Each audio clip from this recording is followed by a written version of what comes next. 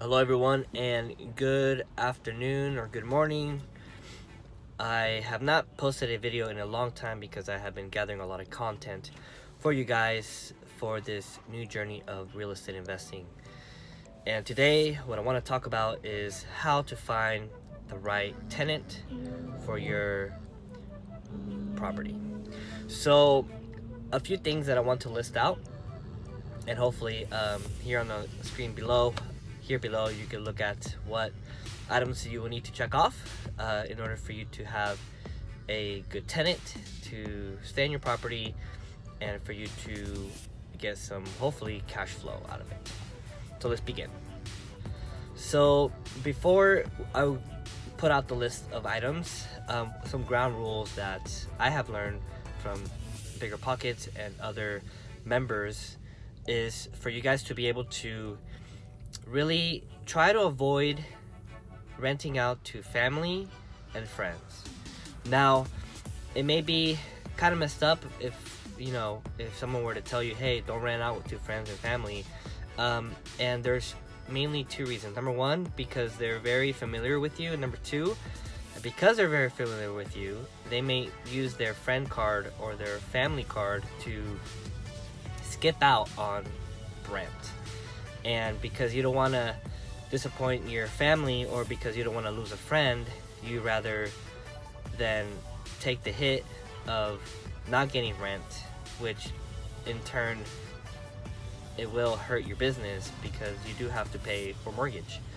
So those are two things I just want to throw out there right away. Do not rent to friends, do not rent to family. And I know it's hard because there's emotions involved. We're human. We want to help people. But if you're gonna rent out for a business, then don't do that. If you're not, if you're gonna be a charity, then go ahead and rent out to friends and family.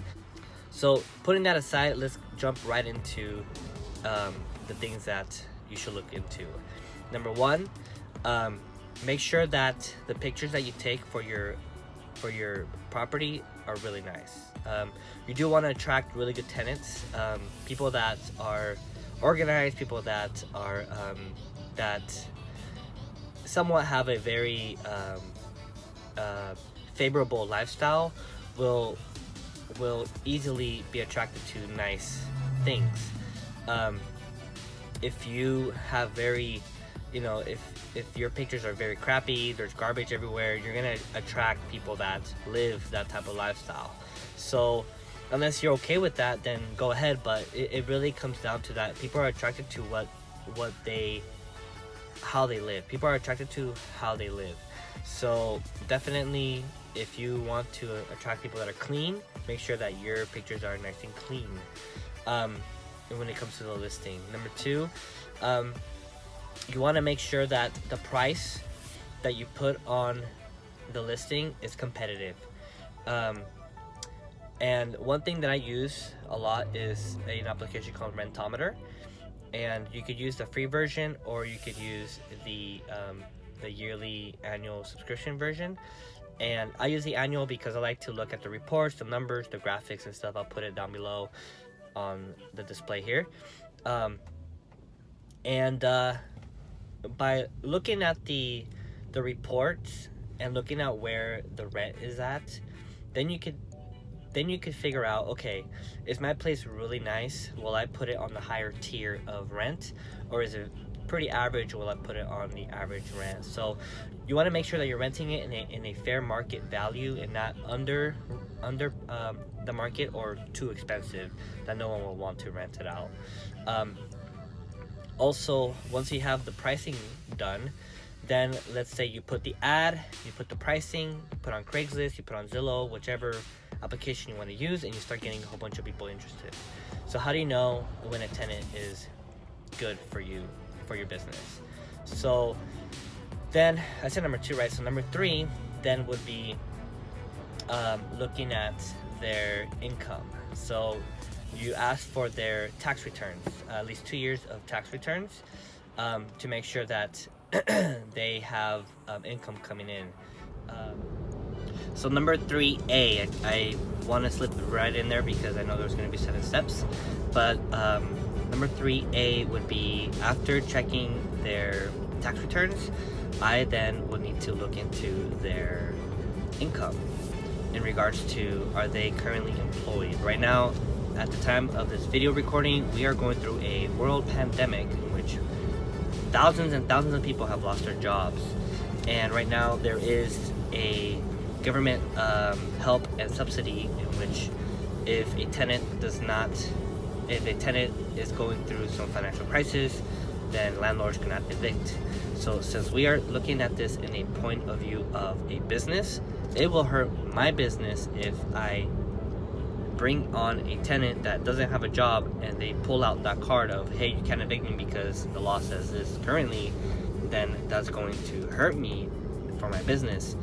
And we definitely want to disattach the emotions behind it, because yes, we don't want people to not have a place to live. Like, we want them to have a place to live. However, at the price of the landlord, or will the government help with that? So since this is a new listing that I would like to do, I definitely need to verify to make sure they're, one, currently employed, number two, ensuring that they're still currently employed and they're still getting paychecks.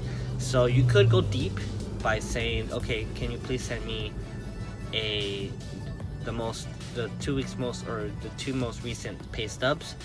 And you can go even a step further by saying, oh, and can you also give me the number of your manager or HR to then verify to ensure that they are currently employed, that they have not been laid off.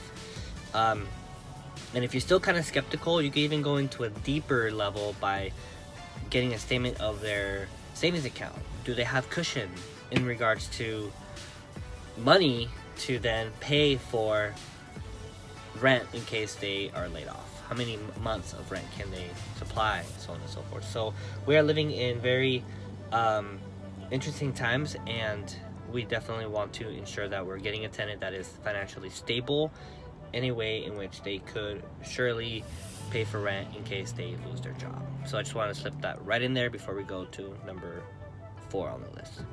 Number 4 would be for you to be able to then do a background check. There are a lot of applications, there are a lot of different programs out there that you could use for you to run a background check on them. It may cost maybe $20 to $50.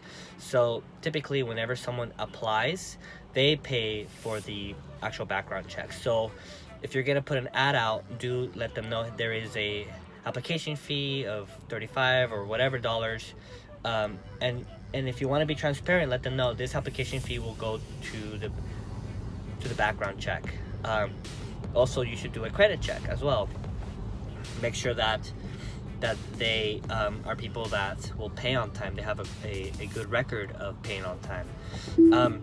The background check will look into if they had any evictions, if they had any type of felonies. You know, you don't want to house someone that, you know, that is known to be in a lot of fights, you know, or known to hit someone, you know, in their family or something like that. It's gonna be very very challenging unless you want to cater to those individuals, you know, just so that you could feel comfortable with the type of tenant that you're gonna have, and for you to know a little bit of their history. Because at the end of the day, this is your property, you know, and you want to be able to make that sound judgment. So once you look into the background check for credit check and eviction check, so I guess that's like 4 and 5, steps 4 and 5. I'm losing track here.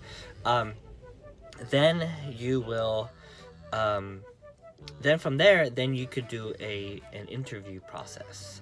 So the interview process then will determine, okay, is this person going to be nice to work with? Is this person going to be very needy? Is this person going to be this and that? So now that, since we're in COVID right now, a lot of it's through Zoom, just to kind of get a feel of their personality. And I would for sure try to throw in a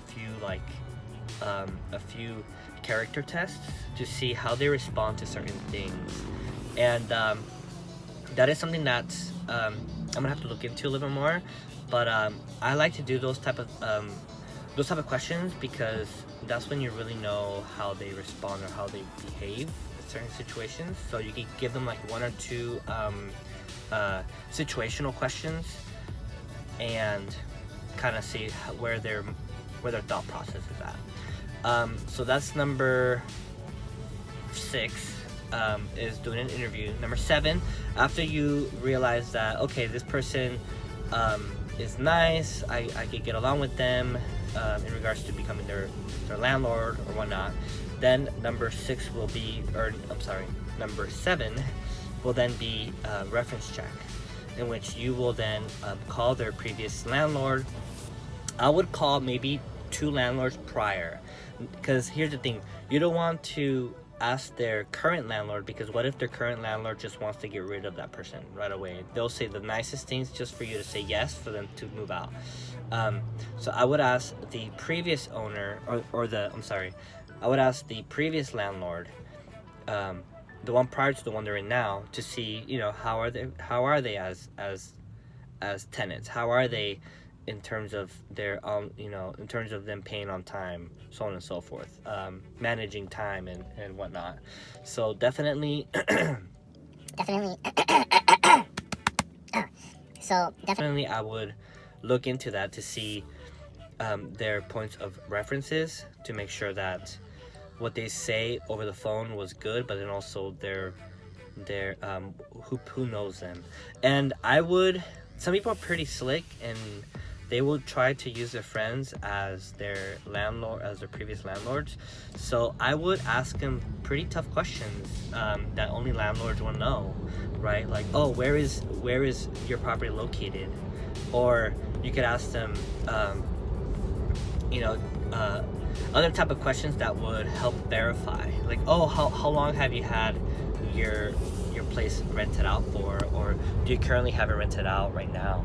You know, so those type of questions are great, because then you can verify to see if it's their friend that they use as a landlord, or is it really a landlord.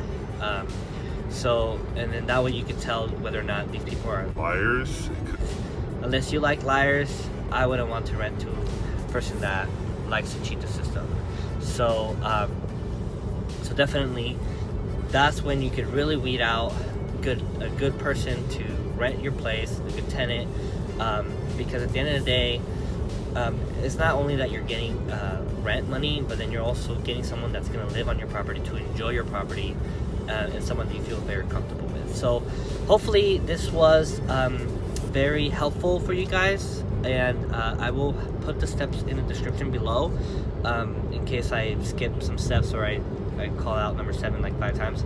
And yes, so the reason why I want to share this is because I am going to be renting out my property pretty soon. There's a few things that I am planning in life, and I definitely need to get some income out of this to take care of some other responsibilities.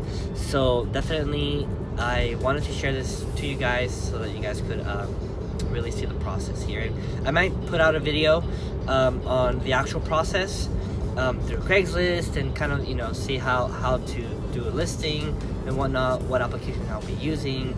So I'm pretty excited, and we shall see what happens. In the meantime, stay tuned. If you guys like this type of content, please help me out here and press a like button so that other people could also view my content. And if you want to know when I will post up a next video, go ahead and press on the subscribe bell, so that way you know when I post up a video in the meantime. Anyways, take care guys, until next time.